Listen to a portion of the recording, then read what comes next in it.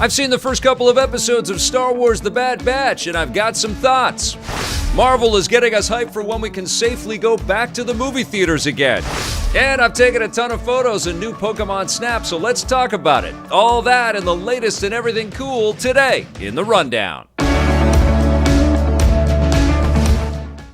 Hello, my friends. I hope you are having a terrific Monday. Thank you so much for joining me on this Rundown Live. And then we are immediately after that going to play some R-Type Final 2, which I am very, very excited to do. I haven't even touched this game at all yet, so I'm excited to play that with you guys.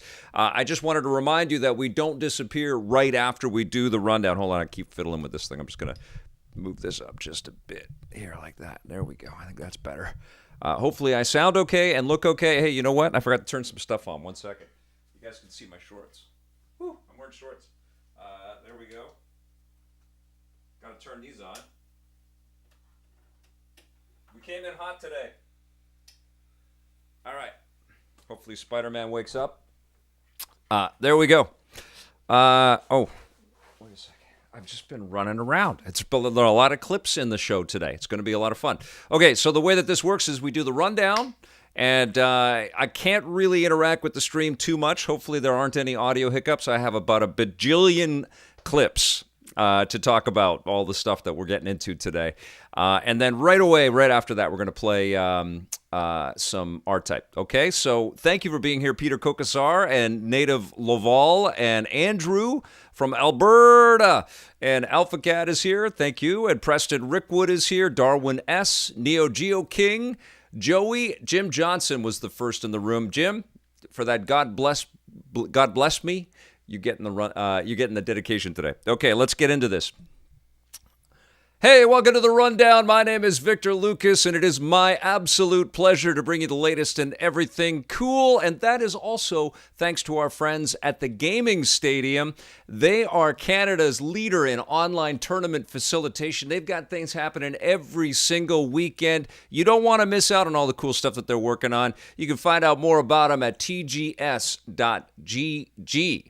All right, today's episode is going out to our friend Jim Johnson, who was first in the room for this Rundown Live, because every once in a while we do these things live. So if you've got the time and can join the best chat on the internet, TM, you should do that because it's a lot of fun.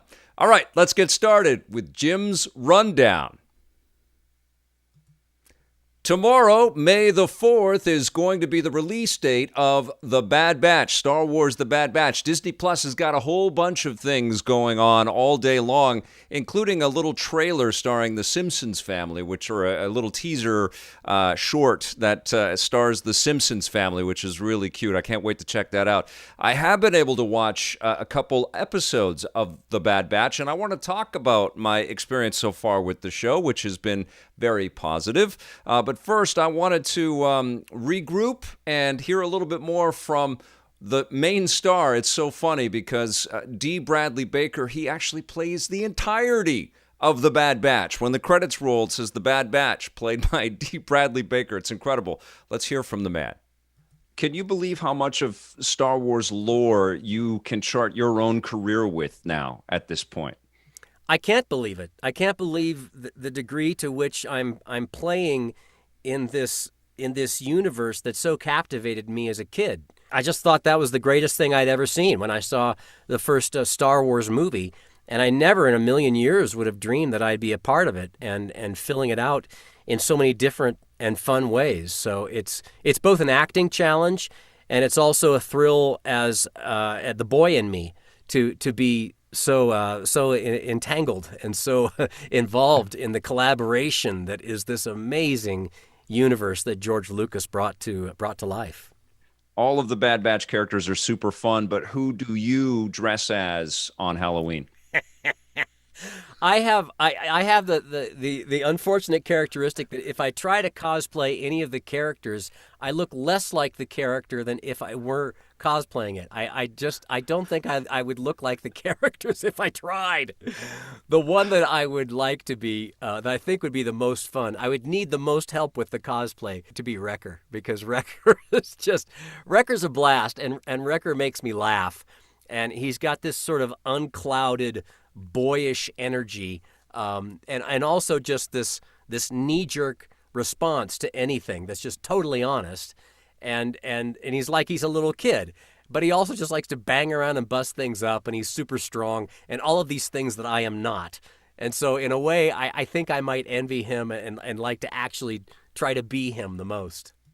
So as you can tell, the Bad Batch kind of lifts off on the Clone Wars, and it takes place before the events of Star Wars Episode 4, and Dee Bradley Baker is always a ton of fun to talk with. I also got a chance to speak with two executive producers on the show, Brad Rao and Jennifer Corbett. This actually seems like the most dangerous time period in what we have seen in Star Wars history, because you can feel it right out of the gate with Order 66 happening before their eyes. Nobody knows who to trust at all. It just feels like everybody is backstabbing and incredibly dangerous. Brad, this must be terrific fodder for you guys to, craft some stories and to give us some different perspectives on all this.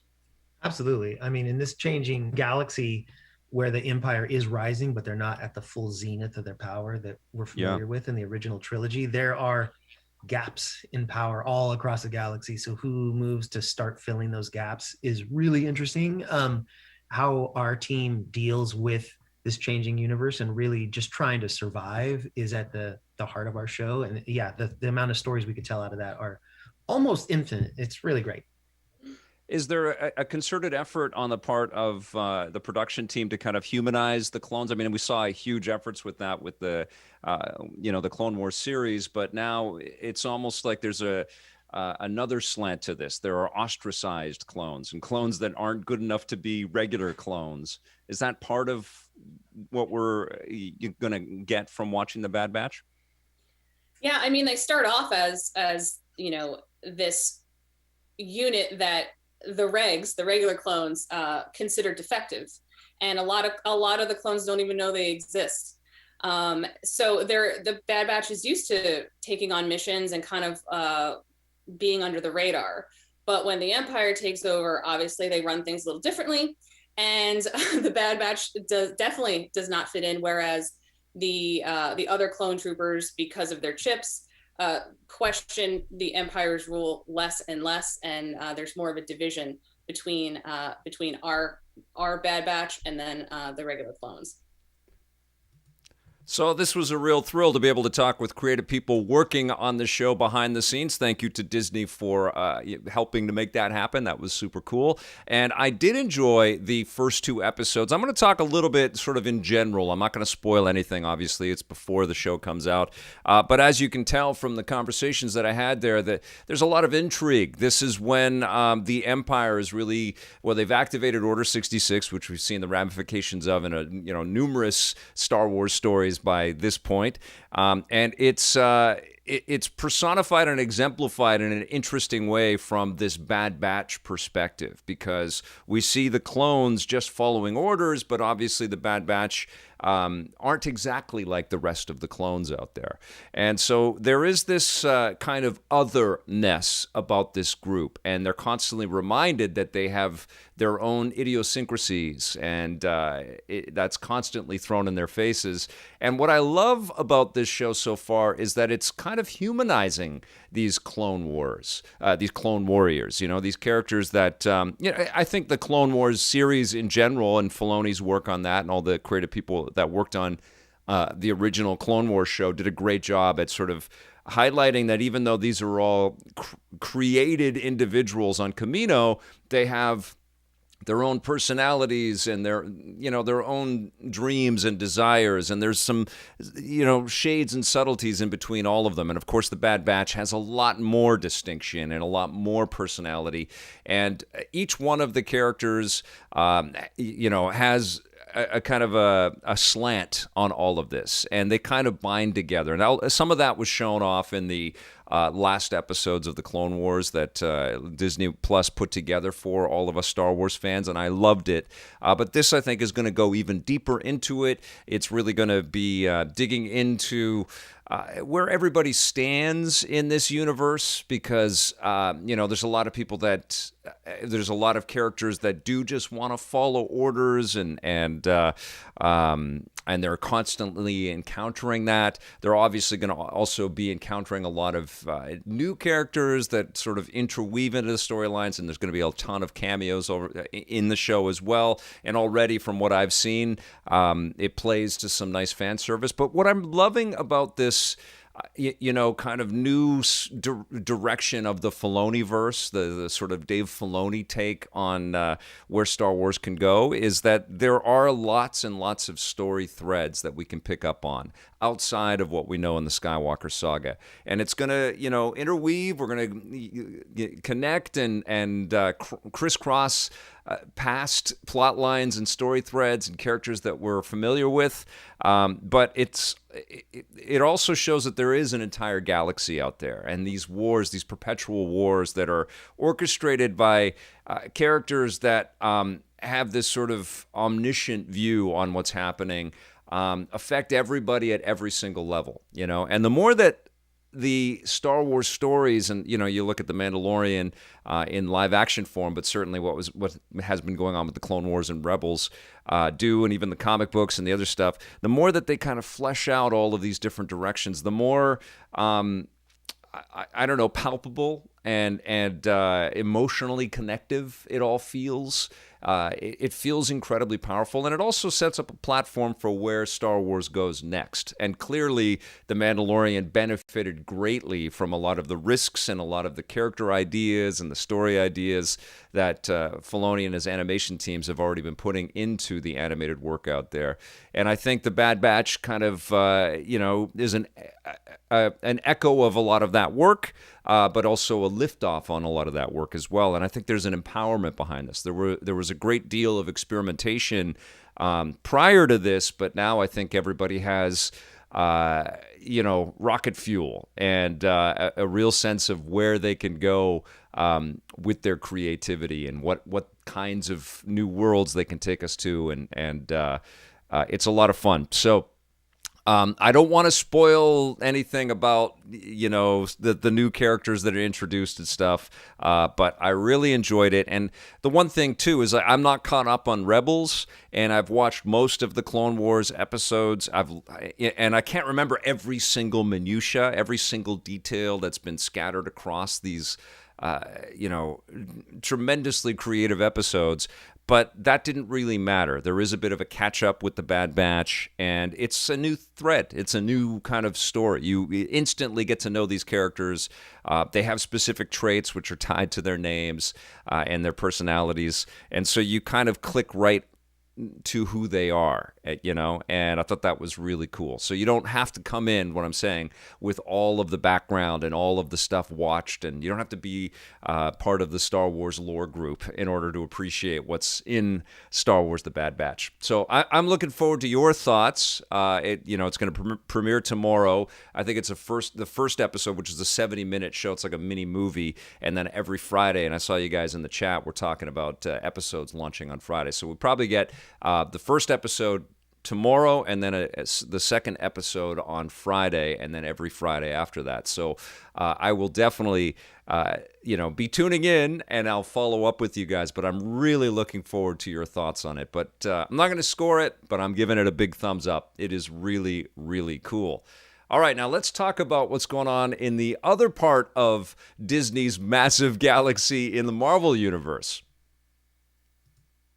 Today, Marvel dropped a really fantastic trailer that took us through many, many years of MCU entertainment with lots of cameo shots of all of the characters that we know and love. We saw Ant-Man and the Wasp. We see the great embrace between Spider-Man and Iron Man, Doctor Strange on a hill, the Vision and Wanda kind of recognizing their love for each other. And we get a sense of the emotional connection that we've had so far with a lot of these heroes and a lot of their stories over a decade plus. And it was really an effective way to kind of recapture the energy that these movies always kind of bring to the forefront. You see that excellent little sequence there with Michael B. Jordan and Chadwick Boseman. And what was really remarkable about this video sequence is that Stan Lee narrates everything. So I don't know where this was all recorded, but it was really powerful.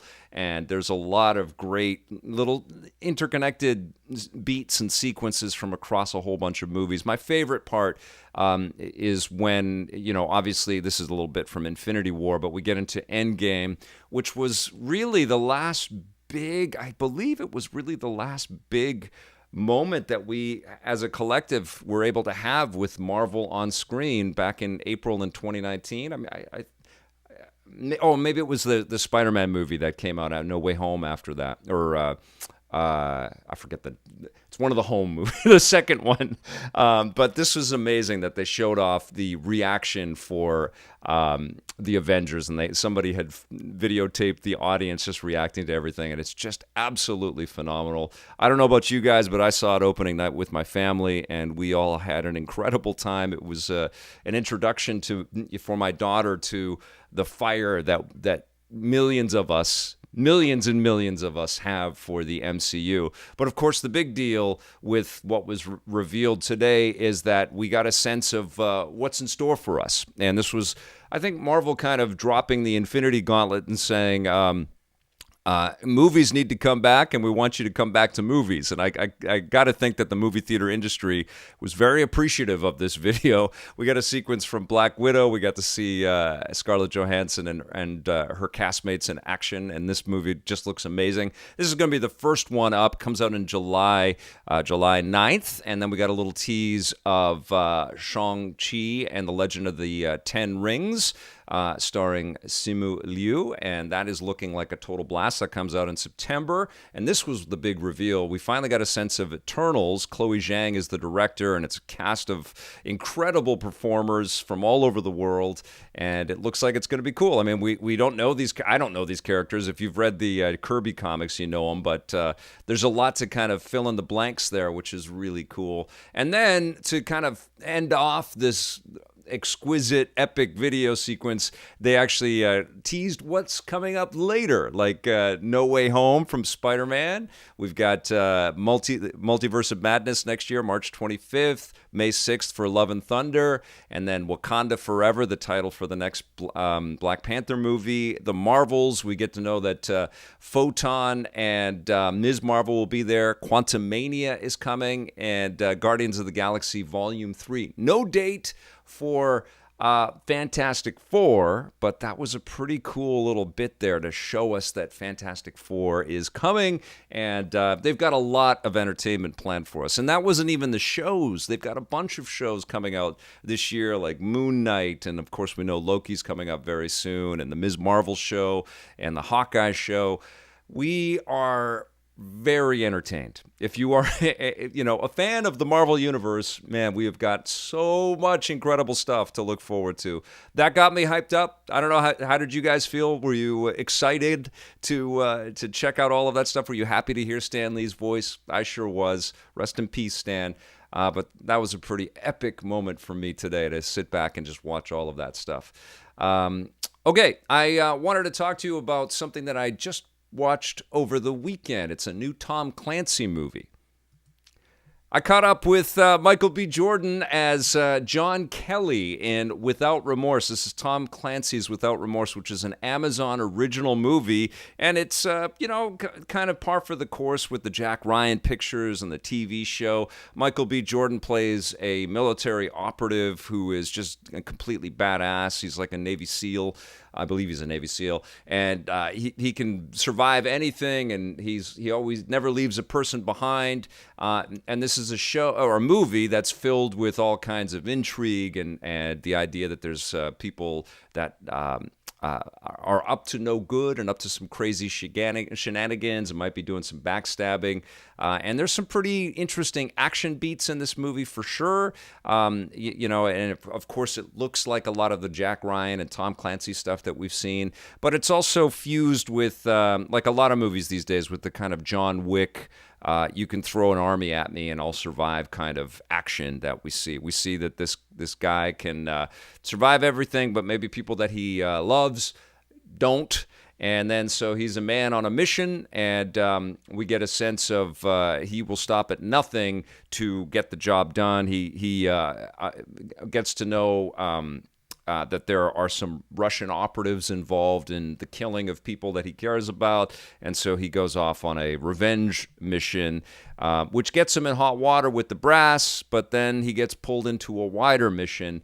And this is where the movie kind of gets a little bit, it sort of runs off the rails for me. I like the kind of personal storytelling, but the minute that this goes on this, international escapade, and we see John Kelly and his team have to go into a country and take out somebody, it just feels so... It's a big idea. It's a big concept, but I don't know what it was with the budget on this movie. It just felt really small. It felt like we get them all into a plane and then we land on a location, and they just are in a location and they can't leave their location, and they're just basically taking out snipers in this building, and they're trying not to lose their team inside of this international. I'm trying not to spoil stuff, but they're trying not to lose their team inside of this international country. And it just felt like they had the budget for one area to shoot everything, and it was just not that cool, And the setup was pretty cool. Like, we see Guy Pearce is in this, and Jamie Bell is in this.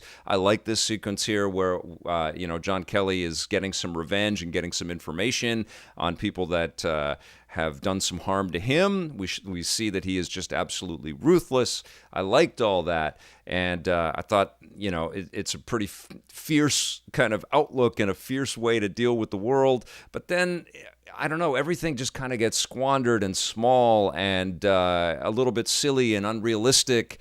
And even though I really admire Michael B. Jordan as an actor, he's terrific, and I think he's going to be directing Creed 3 pretty soon. And of course, we love him from Black Panther and stuff. He's an amazing actor. He might be the new Superman, who knows? But I feel like his performance isn't really served by the direction of this film. And what surprised me is that Taylor Sheridan, who is one of my favorite talents in Hollywood right now, he wrote Sicario, he wrote and directed Hell or High Water with Jeff Bridges, which is an excellent film. And he's terrific. He's working on that Lone Star show, I think, with Kevin Costner, and he's really, really popular and hot in Hollywood right now, working on a bunch of different things, and that might be part of it, because the script wasn't great, but the direction is especially felt kind of flat to me. It felt like there wasn't a really cool kind of stylistic edge. Certainly nothing close to what we see in the John Wick movies. And I was kind of. I was in it because I like the actor, I like the setup, I like the Tom Clancy sort of genre of films. I wasn't a big fan of the last Jack Ryan season, but the first season of Jack Ryan was actually pretty cool. And these are projects that I generally kind of dig, but the movie just felt like it was... It just sort of lay there like a turkey at the end, and then it was over. And then there's a big surprising reveal at the end, which could end up being cool. But I just hope that they get a bigger budget and they get a more interesting director that's really going to take some creative chops and make something really remarkable if they make more. I don't know if they will. I don't know if you guys saw it, but I was unimpressed. I mean, there's some interesting bits in there, but not enough to really, stand out against the crowd. And even, in fact, it's not even as good as that first season of the Jack Ryan TV show. So I would give Tom Clancy's Without Remorse, starring the great Michael B. Jordan, a 6 out of 10. Okay, I wanted to also talk a little bit about what's going on in the world of Xbox. Couple of big news announcements today from Xbox. The first one is that 70 new games have been added to the FPS boost list, which is really cool. It really does feel like Xbox, they don't have the exclusive new games that they can get all hyped about and talk about. This is out today. They're working on a bunch of stuff. I can't wait to see what they're working on. But what they are doing is they're honoring our back catalogs and the backlogs of games that we might have out there. And lots of games that we've wanted to check out and test out. And they had some pretty cool ones in here, like Deus Ex Mankind Divided, which I would love to go back and play this one at 60 frames per second on the Series X. I think that'd be remarkable. This was always a very cool game. And certainly when I play Cyberpunk, I'm always thinking about Deus Ex. I'm also a huge fan of the first Dying Light, even though the sequel is coming soon and it should be much better than this. The first game, almost said movie, it's very cinematic and it's incredibly intense, and it would be even more intense at 60 frames per second. I also would like to go back and check out Star Wars The Force Awakens, the Lego Star Wars Force Awakens game, which I thought they did a remarkable job on this game. And there's a bunch of Lego adventures that got the frame rate boost, the frames per second boost, which is really cool. And the other big Xbox news, of course, is that there's new stuff coming to Game Pass, as there always is in May, and they outlined Red Dead Online and Final Fantasy X and X2. But Psychonauts, I think, is a pretty large one that's coming to Game Pass this year, because obviously Psychonauts 2 is in development. And this is a very quirky cult hit that I don't think tons and tons of people have checked out, especially as time marches on. But again, this is one of those things where Xbox is sort of honoring the past with some of the additions to Game Pass, which would be really cool. And I'm sure there's some nice embellishments in this version of Psychonauts. FIFA 21 as part of EA Play is coming to Game Pass in May, and this was, as it always is, an incredibly fun game to play. Yes, it's loaded with all kinds of microtransactions and things that kind of bug people, but it's still, at its core, ridiculously fun. But the one that I'm most excited about coming to Game Pass next month, and I really want to see what it looks like, in all of its glory on my Series X, is Dragon Quest Builders 2, which is Dragon Quest kind of taking on the Minecraft idea, which sounds a little surface level cheeseball, but there's a lot of depth and there's a lot of humor and a lot of really cool RPG elements in there. Lots of these crazy Dragon Quest characters. You've got to build up your little base, your town, basically, and you get all your townspeople, and you want to avoid getting attacked at night by monsters. And, of course, you have to go and adventure out to get the better stuff. And so you're constantly at risk, and you're engaged in the story, and there's lots of missions. There's also cooperative play in this sequel. First game was great too, but it's just incredibly charming and a lot of fun. And again, this is a game that I think the hardcores out there that love Dragon Quest definitely know what this is all about. But because now it's on Game Pass, I think people will test it out and they'll see that it is. And I like Dragon Quest, but I'm certainly not Johnny Millennium that can recount the details on every single Dragon Quest game ever made. So I'm psyched to check it out, though. What I've found with the Dragon Quest Builders game is they're incredibly accessible and super, super fun. My kid absolutely loves those games as well. So super psyched about that. Now what I want to do is I want to talk to you about my experience so far with new Pokemon Snap. But to set that up, I think we have to take a little. We have to go back in the. We have to go back in time a little bit here. So what do you think of Pokemon Snap? Okay. Basically, you get on this thing, and you have like these apples and bouncy balls and things that you throw at people to like fluster them. All the Pokemon. What's Pokemon plural? The Poke folks. Mons, Poke folks. So you're throwing stuff at the Poke folks, and they could throw it at a Poke thing, and he gets all mad and he chases you, and you have to take pictures. So it is kind of cool. I gotta admit, I've never played a game like this ever before. Now, there's probably reasons for this, but... Oh, come on, give me a break. The game's really cool. I mean, you're it's kind of fun. You're getting to surf through all these different locations. It's all 3D, polygonal-based environments. It didn't really seem skewed to my age group, I gotta tell you. So I think it's a game for younger kids. It's for kids. But it is good. It's original. Well, it's easy to understand. You know what you do. And it's totally addictive. You get used to going through these different worlds, and all these different creatures are hiding in all kinds of different places, and you get more points for the better the picture. That's classy. And if you take a nice picture where you get them in the middle of the screen, and they're nice and big, you get more points. Mm-hmm. And as you get more points, the more points total you get, you open up new worlds to explore.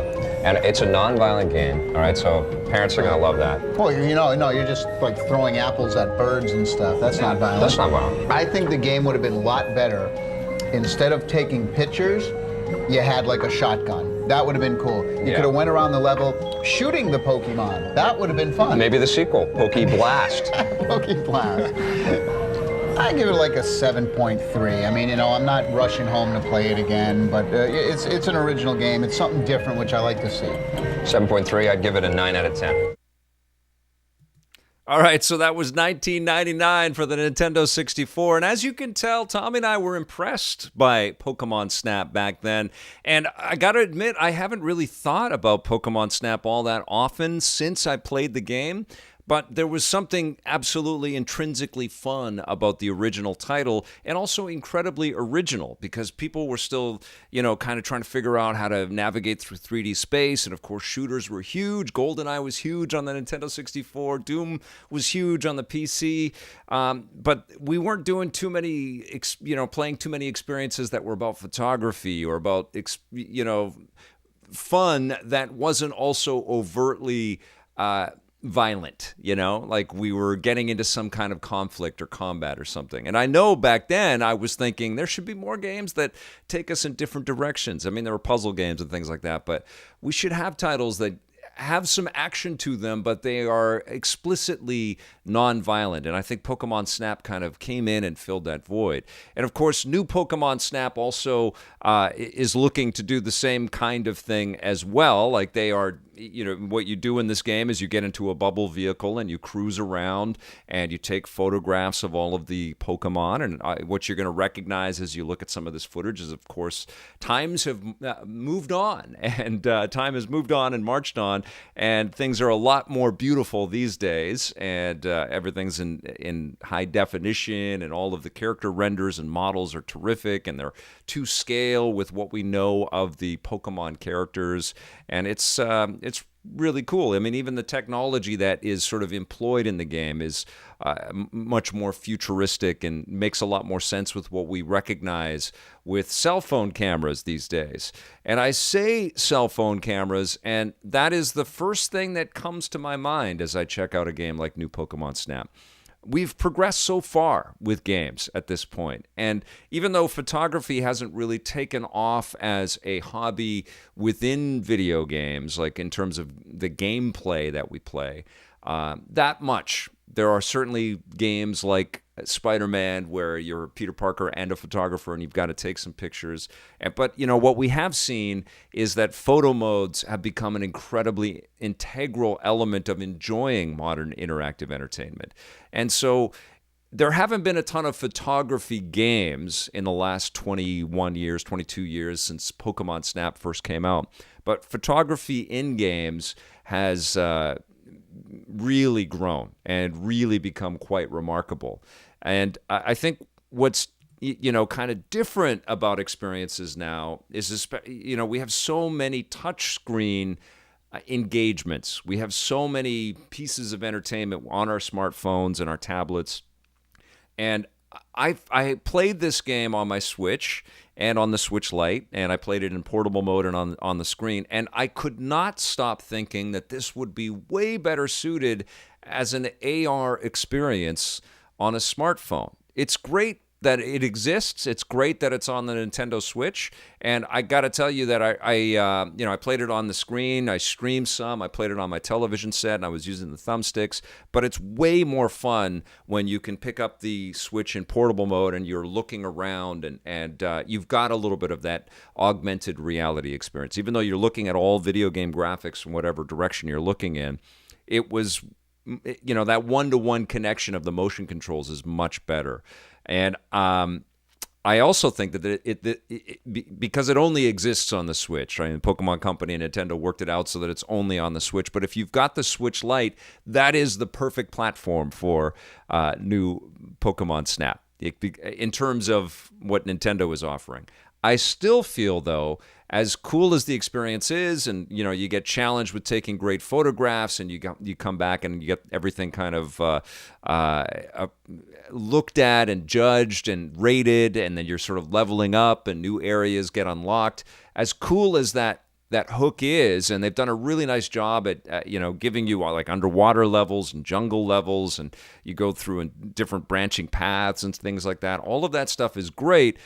It would also be amazing if you had an AR sort of experience and you see some of the real background that you're in, sort of like what they've been doing with Pokemon Go, but a little bit more elaborate, especially for modern phones, and to see these 3D models, peek out from real life trees that you see around you would be phenomenal.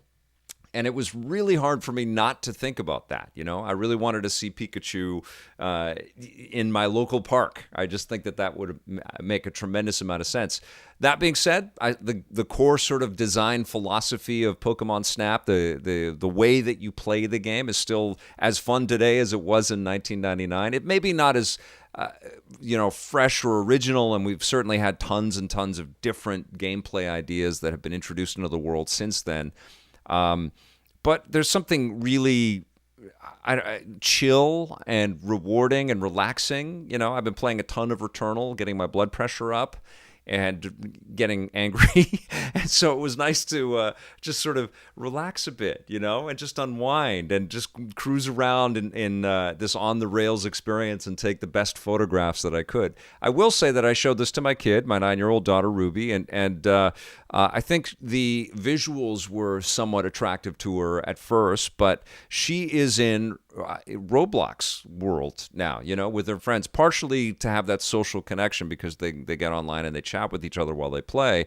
But Roblox, if you don't know, is basically like a YouTube for video games. They're kind of simplistic games, but the options are never ending. There's lots and lots and lots of different things that these my kid and her friends can all kind of test out.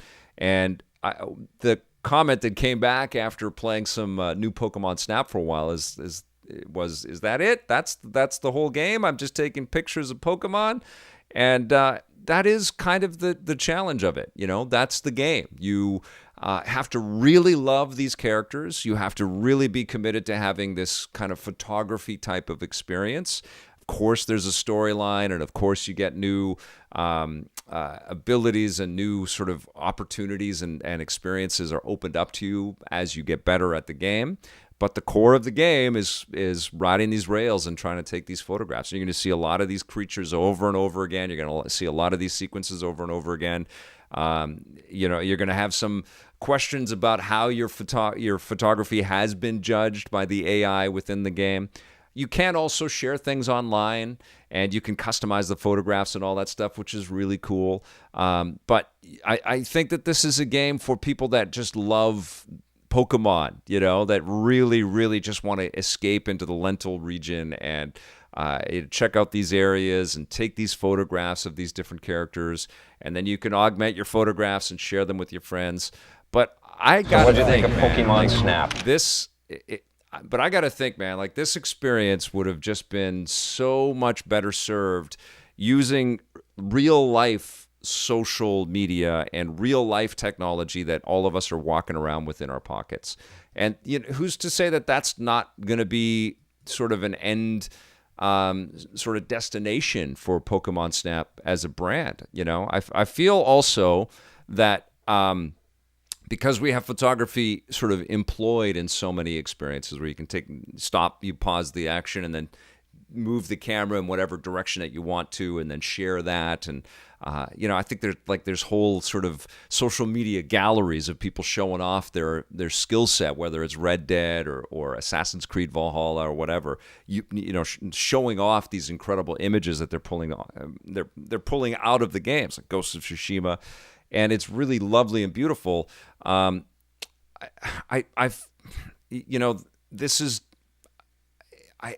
just not as robust as some of that stuff. It's just and that's just an add-on into those games. And so when you play new Pokemon Snap, it feels like, well, this should have been a mode in another Pokemon experience.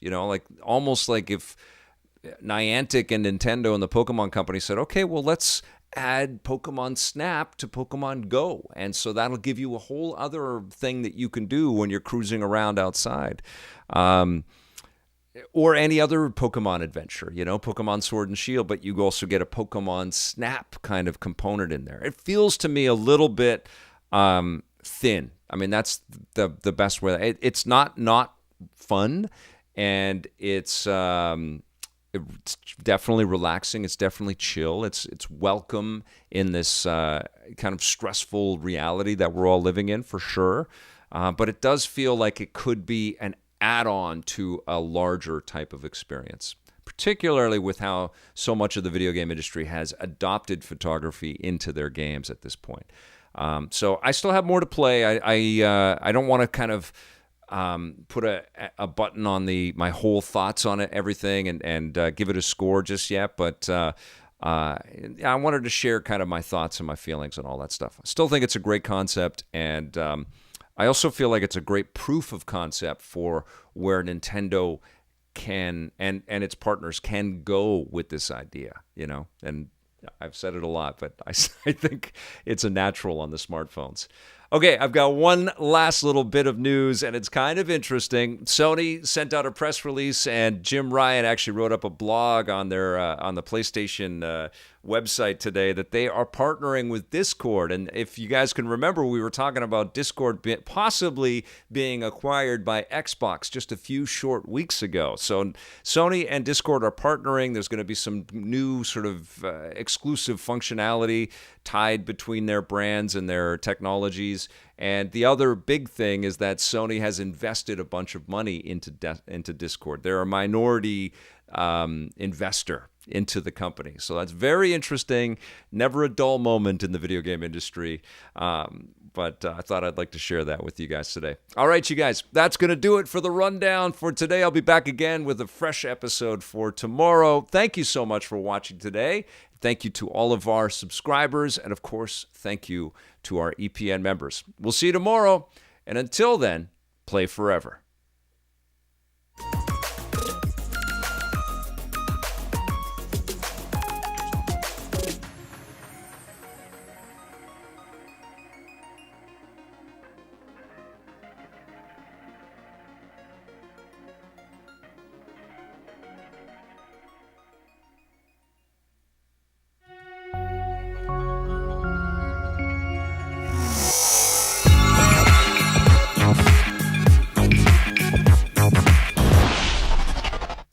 All right, let's play some classic shmup experiences right now. We are going to be playing R-Type Final 2. It's always weird when you have final and then a number, because it's not final. It's 2. But let's play it. And R-Type has been around forever. It's a 1980s arcade experience that has been reinterpreted and sequelized many times. This is the brand new game. We're going to play it on the PC. I downloaded this off of the Epic Game Store. Let's check this out.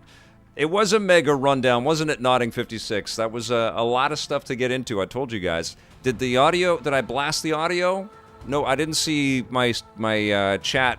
Look at how many people were chatting. That's amazing. I didn't see anybody flipping out about audio, so hopefully I got all those clips in there without any audio blasts. Okay, let's play some R-Type. R-Type Final 2. I'll just check the options just to make sure I'm not needing to change anything. I think we're okay. We're just going to jump right in. I'm going to turn the music down just a little bit.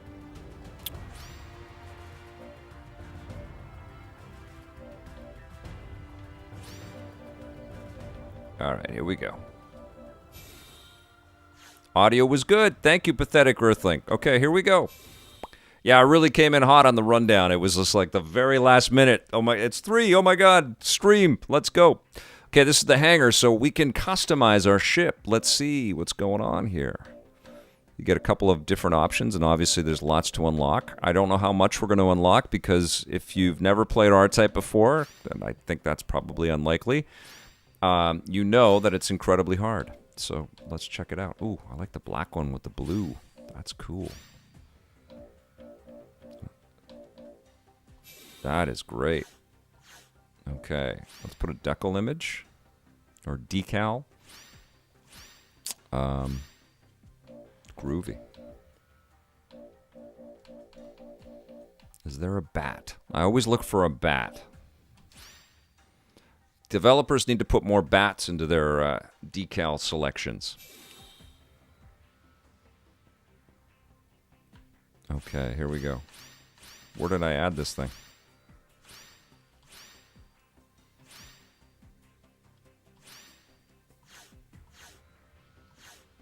Where is it? I don't even see it. Where's my fire?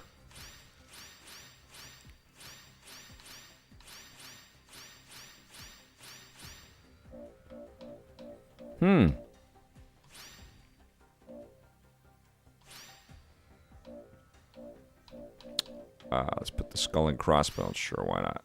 Oh, there it is. Okay.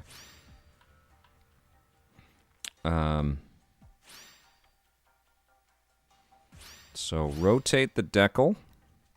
I always say decal. How do I get this thing up? Get this thing on the top here.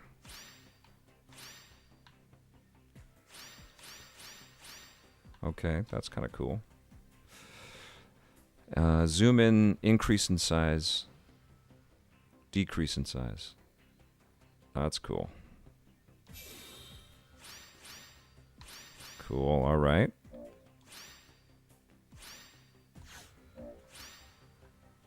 Oh, there it is. Okay. Oh, that's great.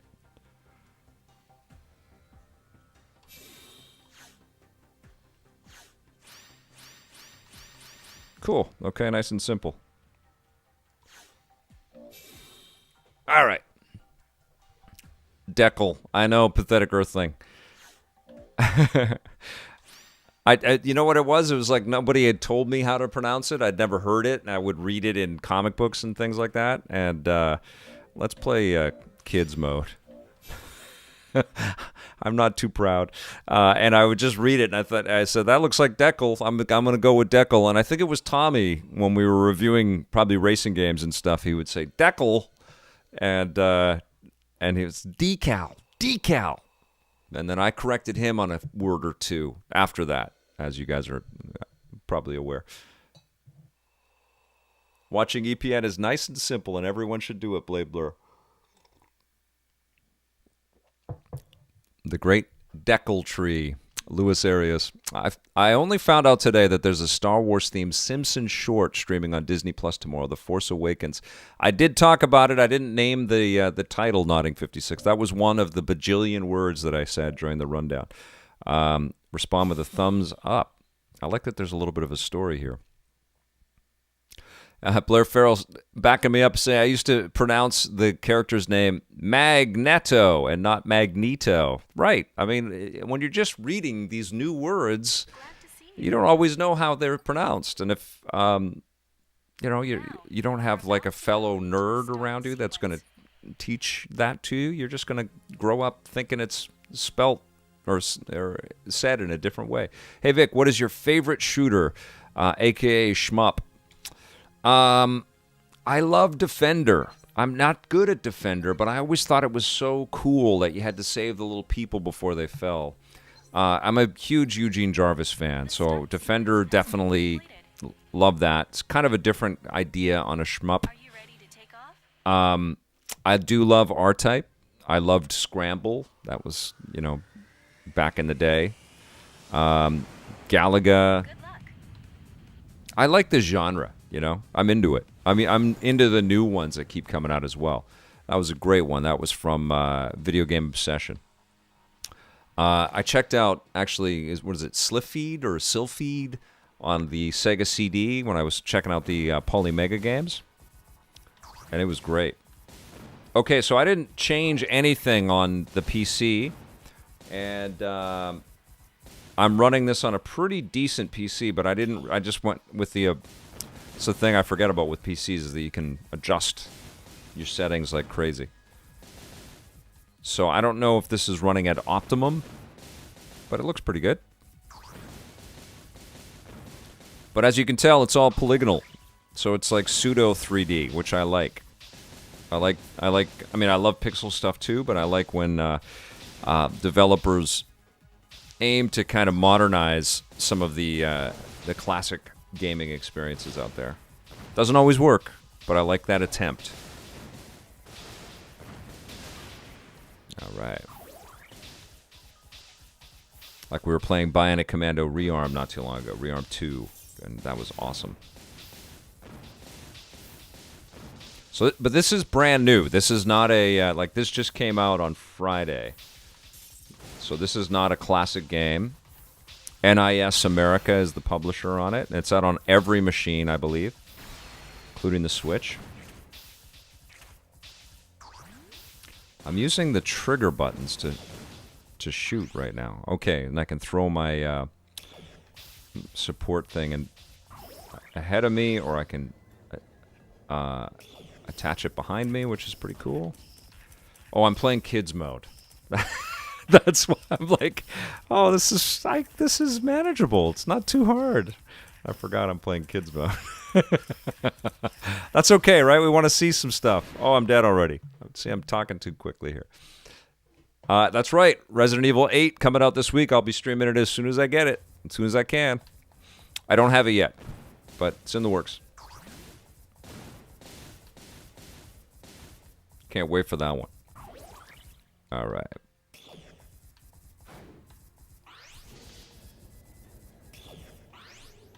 The 1940s games are great, too, from Capcom. So many good ones. I loved Exevious as well. That's also one of my favorite ones. And then, I'm forgetting all the TurboGrafx ones that I was exposed to when I got the TurboGrafx 16 Mini. Oh, geez, I'm sucking right there. And there's some great Genesis ones, Video Game Obsession, Philios, Truxton, Inspector X, Time Pilot. There's one. Pathetic Earthling with the great callback. That is one of my favorite ones, actually. I love Time Pilot. I love it as a concept.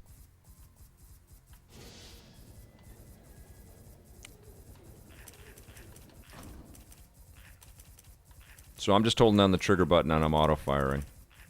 Keeps it easy. You know what? This is too easy. Let's, even though I died several times in that area, let's boost the difficulty.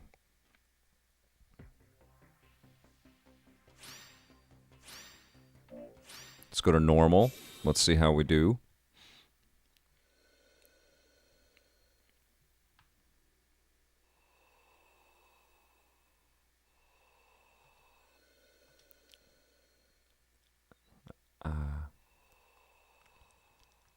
Blade Blur, it has felt a little bit quiet, right? We had quite a bit of stuff happening in 2020, but I think the pandemic caught up with the games industry. I think a lot of dates were made through 2020, and then there's a wink mode in there. I didn't know that. Video Game Obsession Vector Pilot on the Vectrex. Is it an official game that came out back then? Because I've got a multi-cart.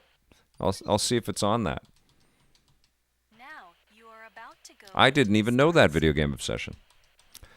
If you guys search on the channel, any of you hardcore shoot 'em up fans out there or arcade coin-op fans out there, I actually interviewed the guy that made Time Pilot because I'm such a fan of that game. That's one that Konami's just sitting on. I really wish that they would do something with that because obviously they could just keep going with different ship variations, go throughout time, you know? The start sequence has been completed. Are you ready to take off? Habroxia, Nodding 56 is talking about for the Switch with SNES-style graphics. Good luck. Tuxtronics. Let's see. Oh, it's a homebrew video game. Obsession. Okay. I thought so. I've never heard of that before. But that's great, man. So how do you get a homebrew on a Vectrex? Did they make the cart? Or is there some way to hack the Vectrex?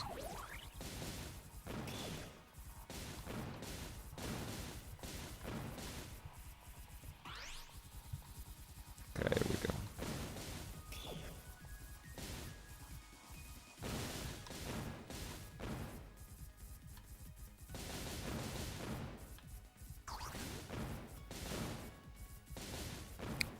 What's my opinion on numbered versus worded rating scales? Like, you mean like letter grades or numbered grades, Joey?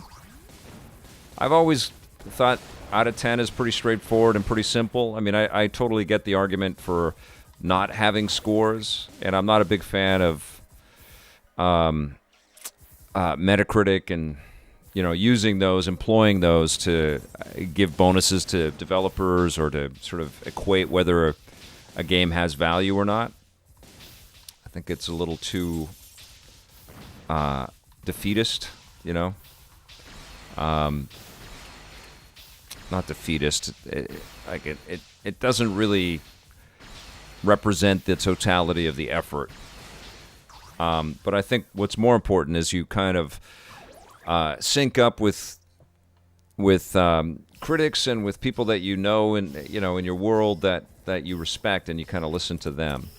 But in terms of, I've stayed with scores for my whole career, and I just feel like there's an inherent simplicity and a value to just wrapping it up with something out of 10. I think if you get more granular than that, it gets confusing, Uh-oh. How did I survive that? Okay. So I'm playing normal, and I'm kicking ass, just letting everybody know. Which I know is a recipe for me getting killed very soon here.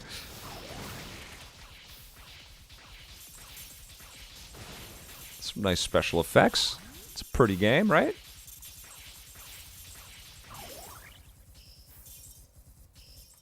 The music has totally dropped out. I didn't turn it off.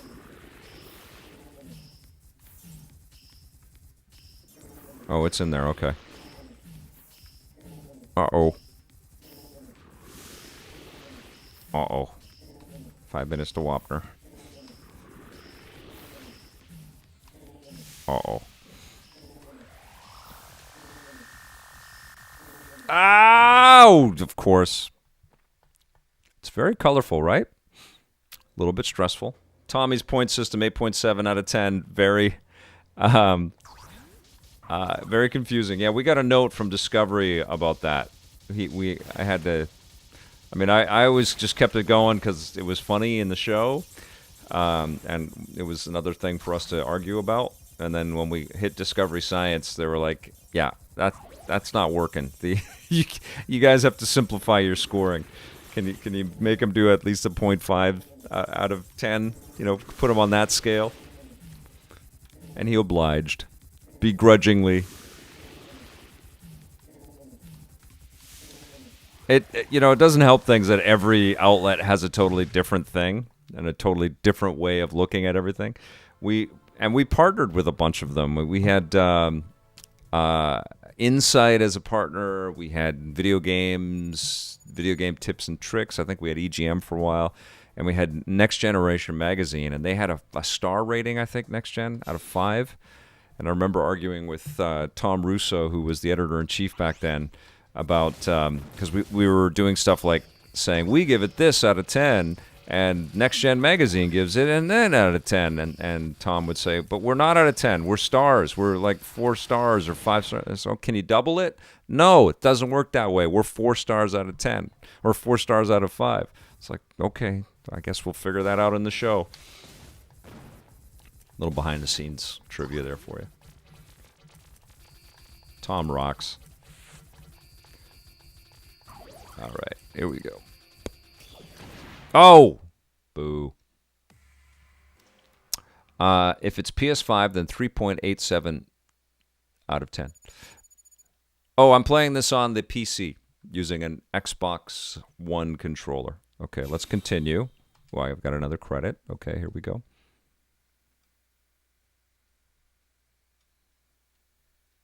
I think I might have R-Type DX for the Game Boy Color. Nodding 56. So I would have played it. I'm not one of the... I really enjoy these kinds of games, but I'm not a... it's not my favorite genre. And I'm not super diehard so that I know all of the histories and detail. I'm not very good either, but you know what I mean? Like, I really appreciate them, and I love the feel and the look of them, but it's not the first thing that I pick up. But I always have a good time when I check out a good one. That's why the TurboGrafx Mini was just such an education, because there's, like, I don't know, 40 excellent shooters on that machine. It's insane. Ah! Oh my God. I wonder how cramped the screen would be for R-Type on the GBC. Yeah. Video James, yeah. Everybody's talking about different scores for different outlets. Yeah, everybody had a different kind of take on everything. I just thought, you know what? Especially for television, out of 10, pretty straightforward. Gives people something to connect on and talk about, disagree with or agree with.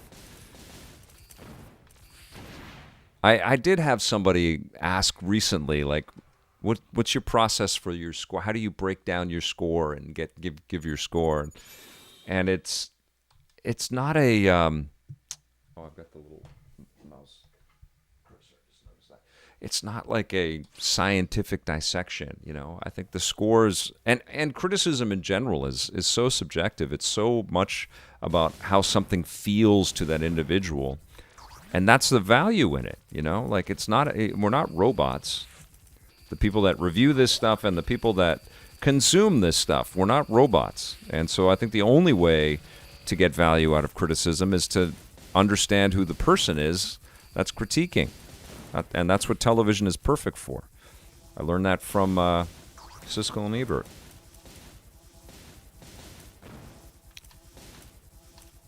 There's no such thing as, you know, a review that works for every individual out there.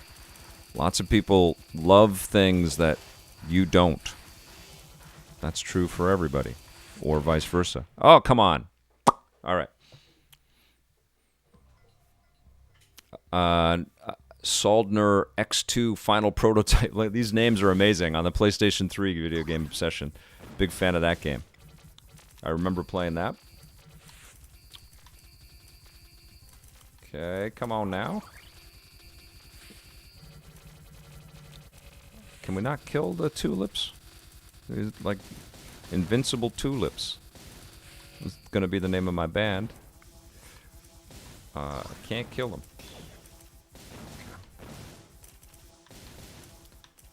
And death bugs. Come on now. Oh no.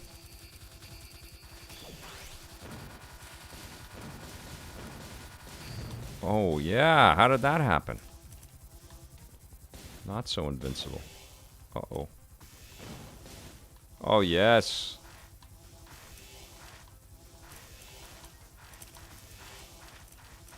That's cool. Okay. We're making some progress here.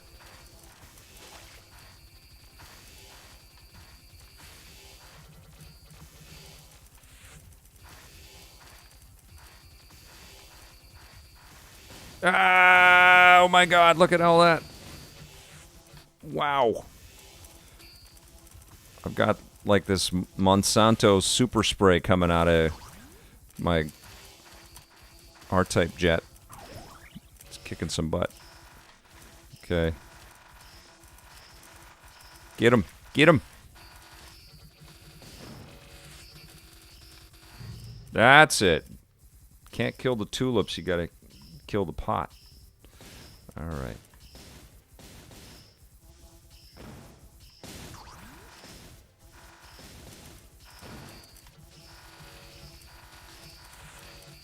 Oh, this is getting pretty funky. I'm digging it. Oh! Oh, come on. Okay. Yeah. All right. We're feeling this now.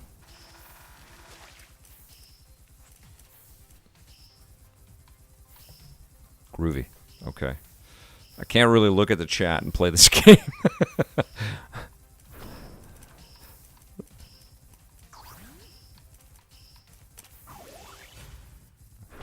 Boss fight.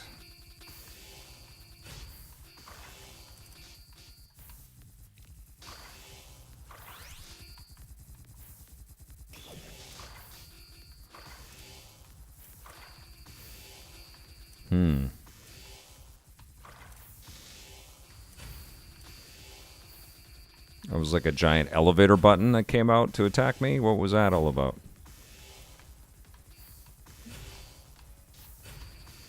Uh-oh.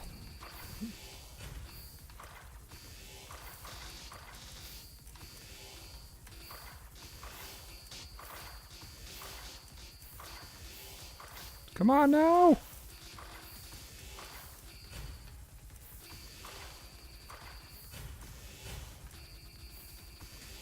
Come on.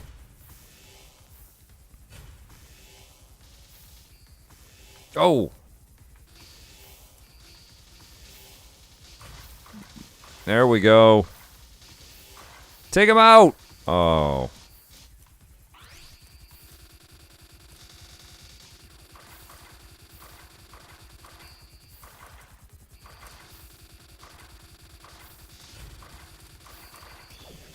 Okay.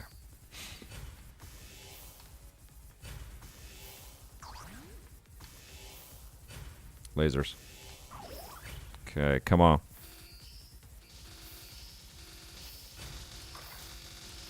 These are the toughest elevator buttons I've ever seen. Uh-oh. Get this guy. Got one. Finally.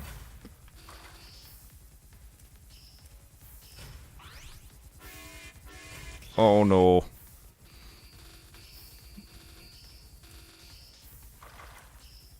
Uh-oh. No.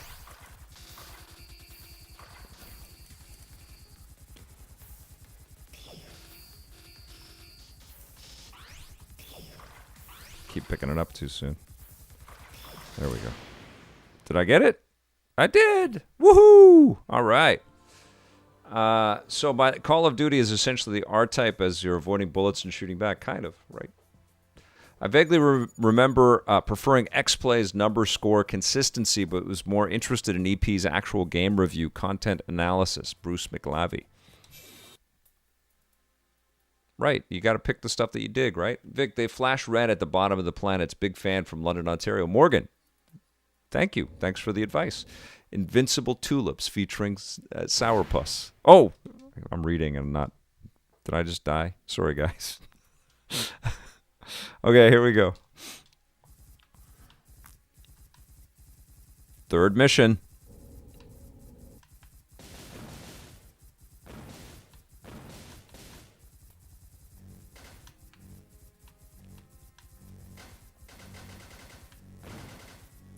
Ooh. That's tough. Do I get one more continue? Let's see. Okay, last one. Let's see how we do.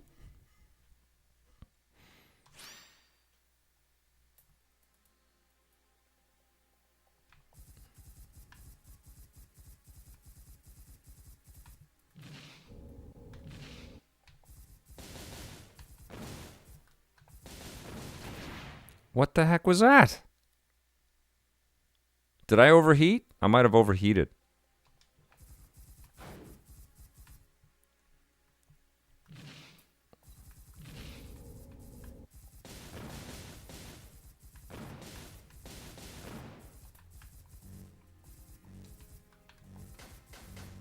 Oh, Jesus. Whoa.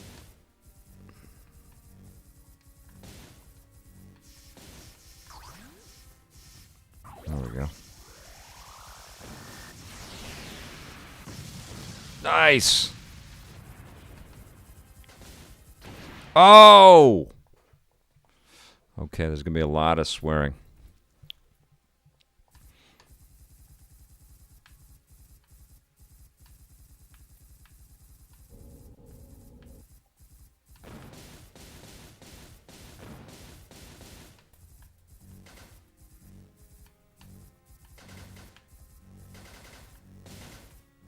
Uh-oh. Oh, my God.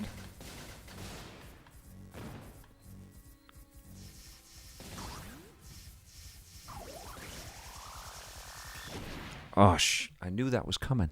Damn it. That's it. Okay, so what happens now if you lose all of your continues?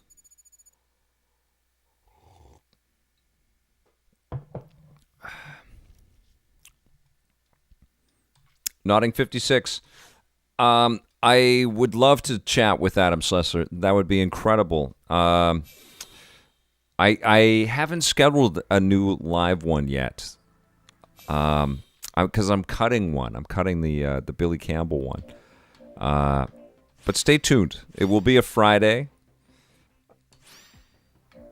I am ready. Do we have to start right from the very beginning? I guess we do.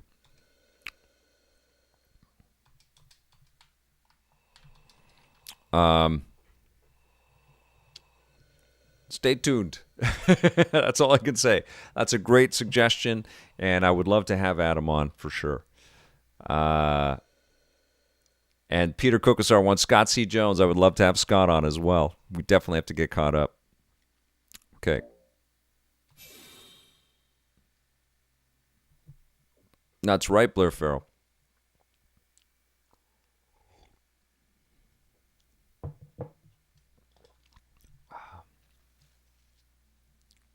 Oh, thanks, Wilden. How are you feeling? Now you are about to go into the start sequence. Can we skip? Let's go. Good luck. I like my ship. It's cool looking.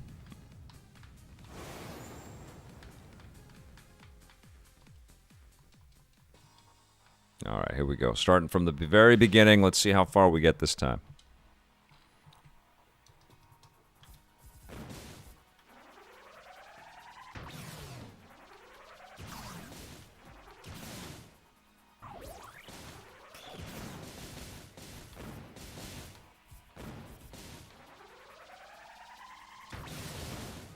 There we go. Nice.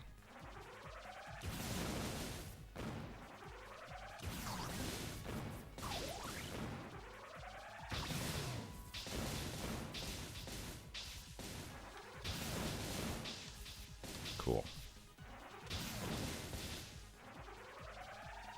Yeah, it looks really good. Oh, yeah.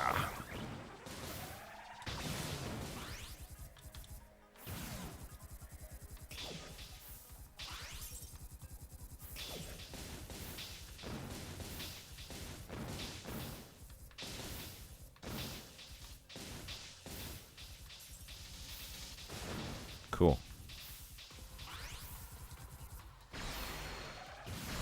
Oh. Damn.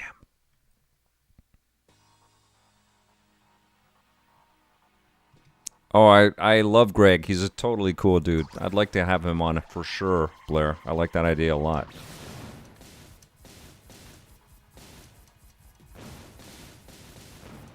Okay, here we go.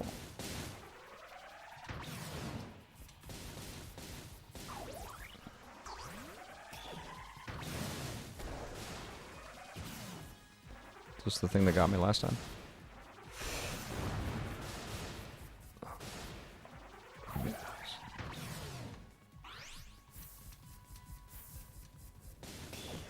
Let's keep you behind. Oop.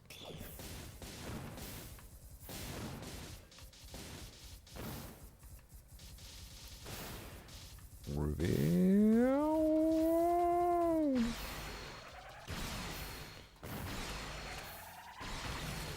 Oof. You almost got me again. There we go. Whew. Lasers.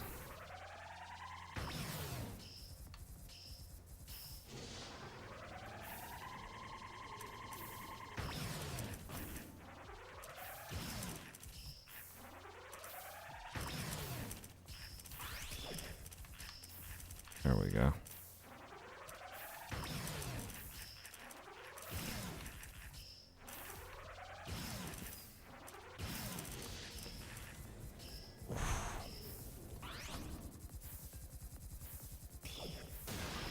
Gotcha. Cool. You can pick up some of the strategies for sure. What does this thing do? Okay.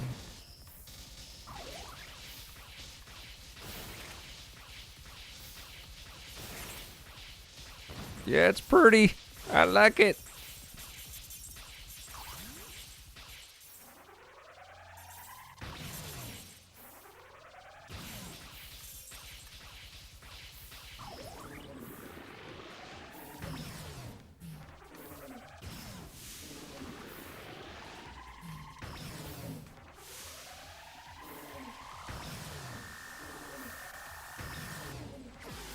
Whoa!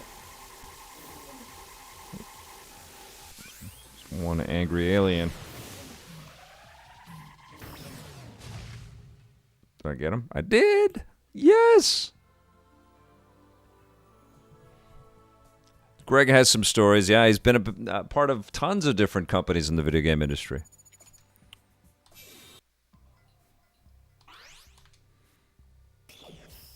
Well, he's worked in media and now he's been making games for a long time. So yeah, he's got some interesting perspectives for sure. Also worked in the States and worked in Canada.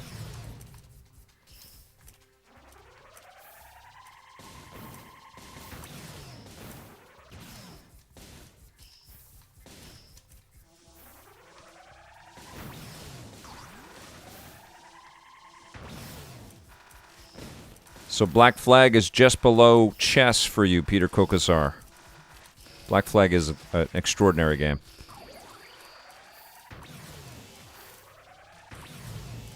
What did you think of Assassin's Creed Valhalla? Same team.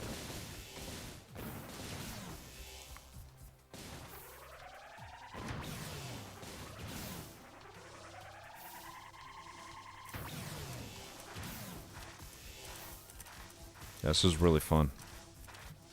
You need to concentrate.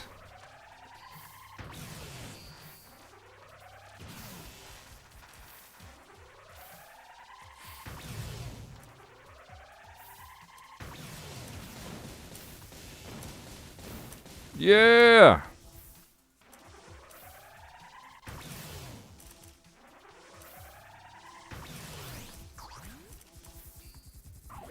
Lasers.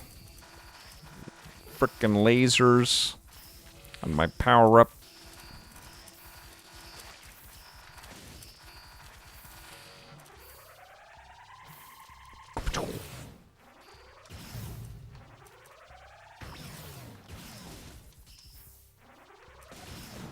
It's not shocking, right? I mean, it's R-Type. It's what you think it would be. But there's nothing wrong with that.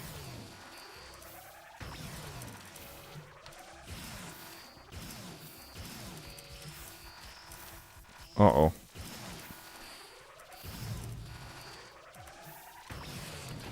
Oh, death tulips.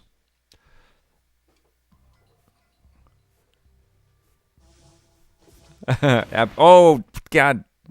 I looked away. All right, well, we will hit that continue button. Let's see how we do. I have 10 credits? Really? I'm on normal difficult. How did I get 10 credits? Wow.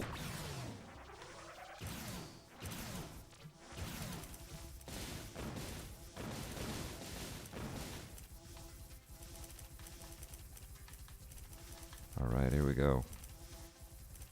Get the little bugs. Get them. Lasers.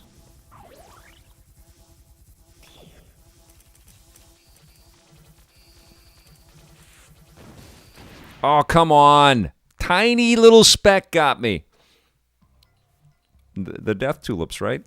John R. Martin. Uh-oh. I can't look away. I can't look away from the screen. That's the one problem. Oh, come on, man. Frickin' thing.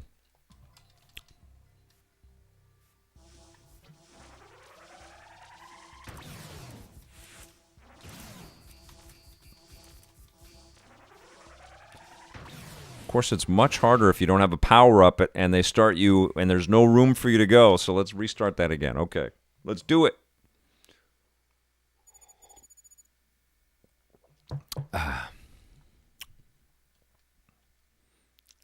Blair Farrell, seriously?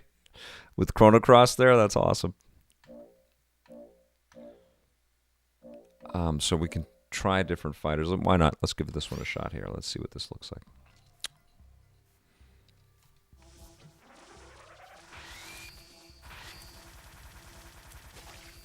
There we go.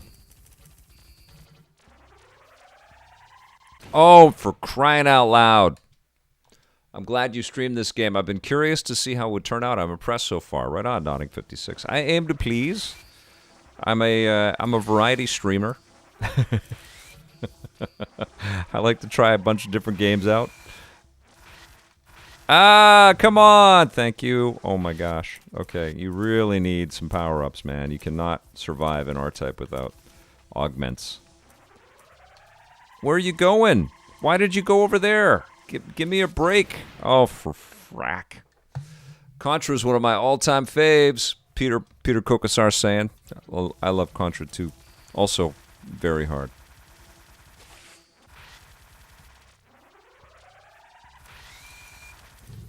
Oh, off.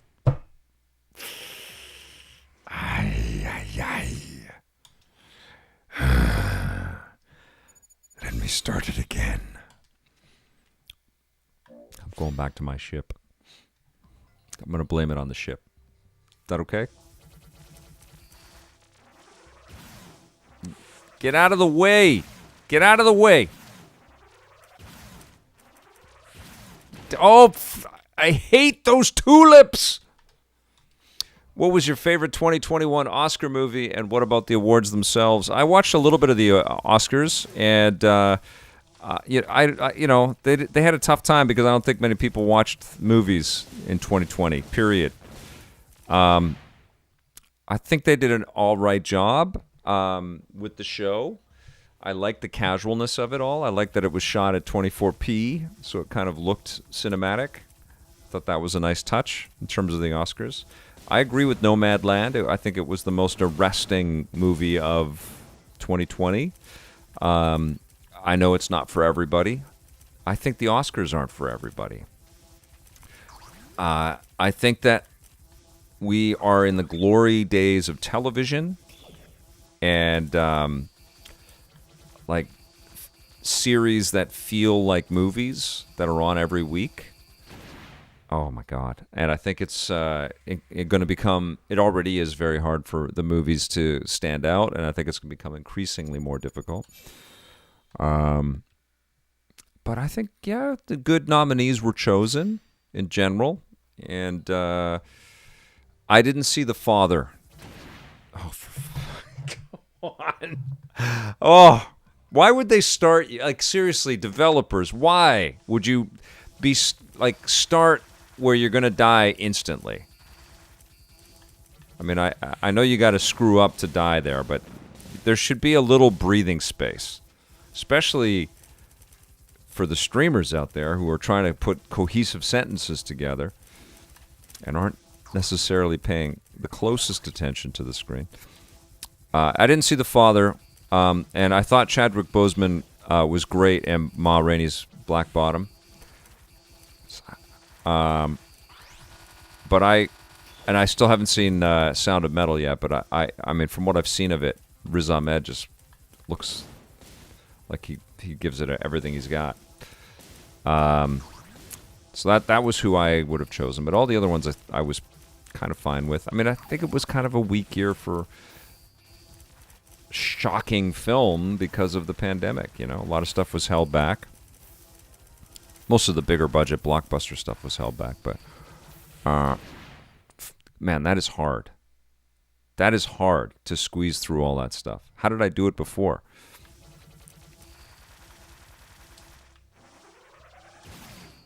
Get lost. Hold on, I gotta pay attention. Damn it!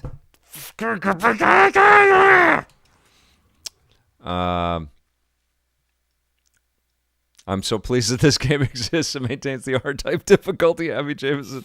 But Nomadland was a pretty phenomenal achievement, man. Like, it just felt so real, which was both a blessing and a curse. It was not a happy movie, but it was powerful. I really can't wait to see what Chloe Zhao does with Eternals.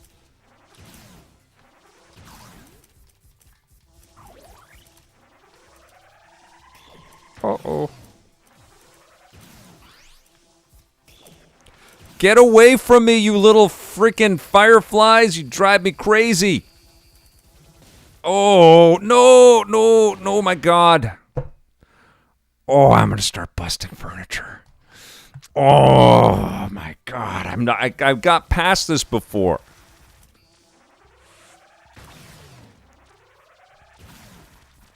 Die, tulips. Okay. You need power-ups. It's a total double-edged sword, right? Like, if you die, it's way harder when you start again. So you cannot die. I guess that's life. R-Type teaching you the hard lessons. Ah! Oh! Good God. Look at how big my damn ship is. With all the stuff. Ah! Oh, come on now. Give me a freaking break. Oh, my God. Oh, my God. Okay. This somehow didn't seem this stressful before. What the hell am I doing? All right, let's try this again. I played up to stage 3 in my first run, then the second run I got stuck at this checkpoint for ages. Okay, I'm not alone.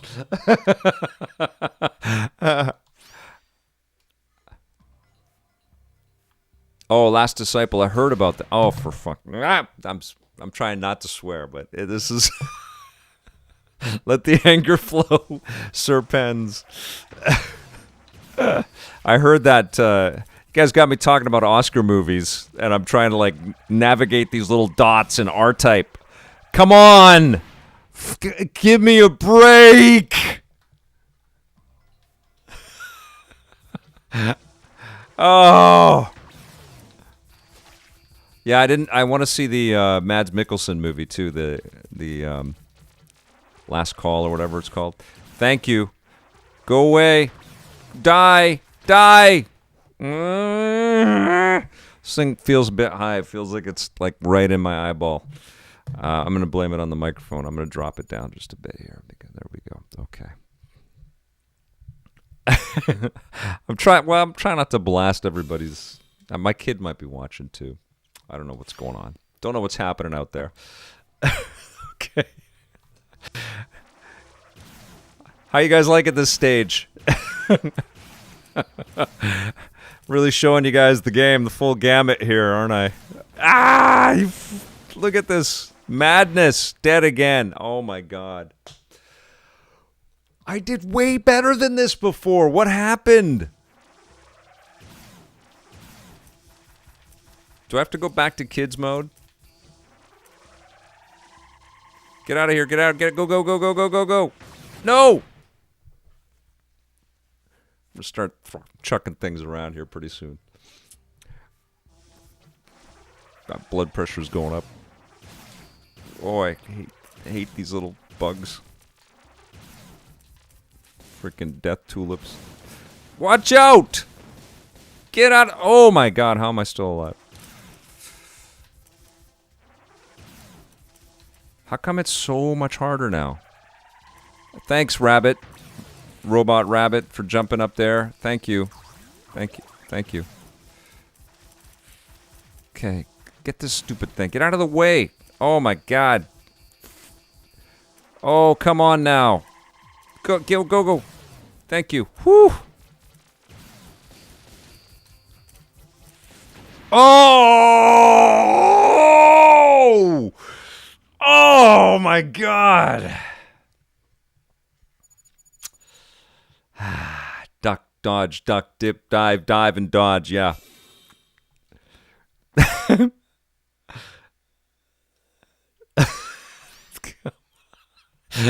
Oh, come on. I don't want to see this stage anymore. I want to get past this freaking thing. This was going to be a nice, chill Monday stream. I feel like I'm going to... Oh.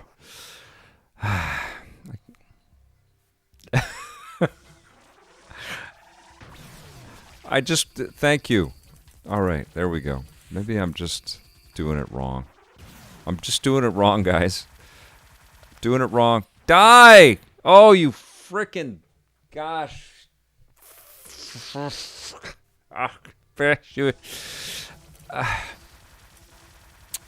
Die! Die! Die! Die! Oh, goddamn. Oh, man. Yeah.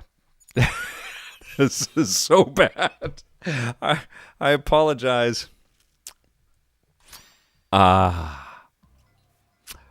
hence Pokemon Snap. There we go. Pokemon Snap redeems itself. What's a YouTube? Yes, I need some Pokemon Snap and some chamomile tea. Oh, look at this! What the come on! Why does my ship have to be so frickin' big? And all the little dots are so frickin' small.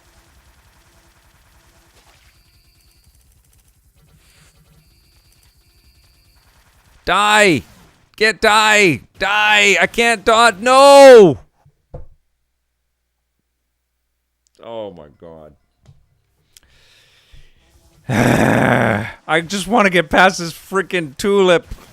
Get out of my way. Go, go, go, go, go. No, go, get out of here. Run. No.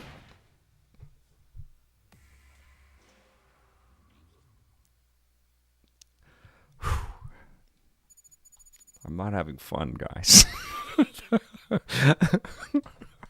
Oh my god.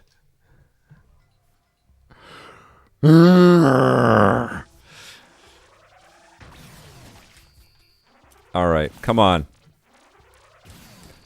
Just come. Would you please give me a break? Oh. Whoa. Oh, boy. I feel like I just keep running just flat out into a wall. Just like open the leaves, you freaking tulip from hell. Just give me a damn break. Come on. Shit. Oh!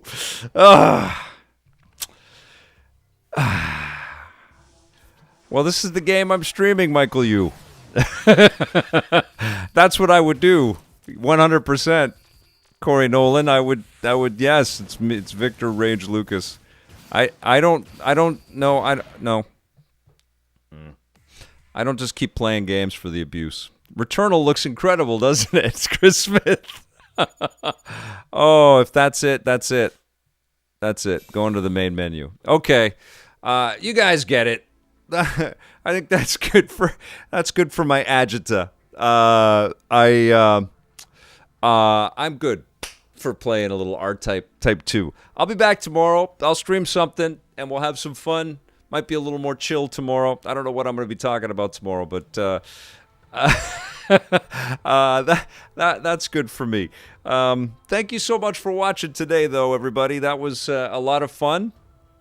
And yeah, I'll figure out something. We might play something classic tomorrow. So stay tuned. Watch my my Twitter if you don't follow me on Twitter. But this is a beautiful R-Type game. Yeah. Watch those stress levels. But thank you. Thanks for subscribing. Thank you for becoming an EPN member. Thank you, and welcome to all of the new folks that took a chance and watched some of the stream today. I hope you had a good time. I did have a good time, even though I had to bite my tongue quite a bit. We'll see you tomorrow, everybody. Thanks for watching, and have some fun out there. Until we see each other again, play forever.